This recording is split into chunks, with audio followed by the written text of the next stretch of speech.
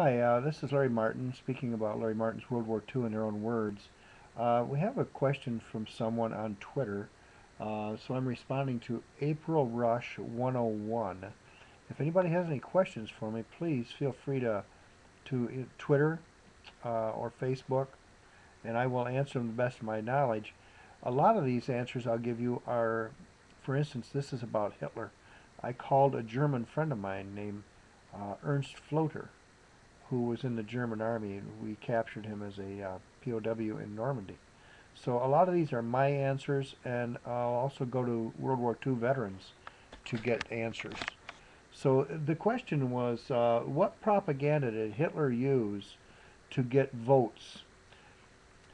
You got to realize that Germany in 1923, they were suffering after World War I with reparations, the Versailles treaties. They owed so much money that their money became useless. In 1914, a mark was worth about a quarter. By 1923, 9 years later, it took billions of marks to buy a dollar to get $1. Billions went from four per dollar to billions. So when Hitler come along, he started. He had what they called the beer pooch in 1922, and he ended up getting sentenced to Landsberg prison for about a year in 1923. So how he got votes is he swore that he'd make Germany powerful again, and people believed him.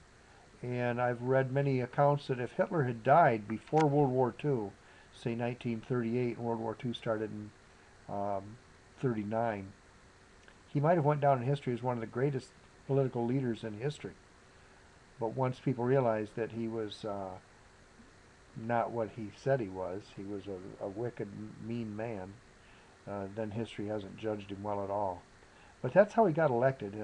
Things were so terrible.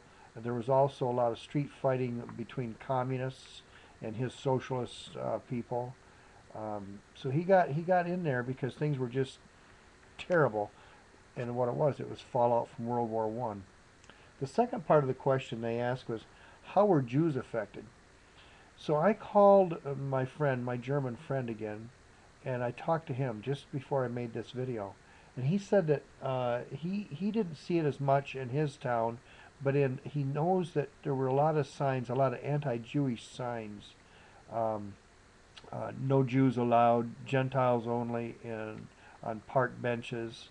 And also he talked to a friend of his that was Jewish, and he said the boy was personally spit at. Um, it, they also had big banners saying "Don't buy from Jewish stores." Now, if you carry that, Hitler came to power in 1933.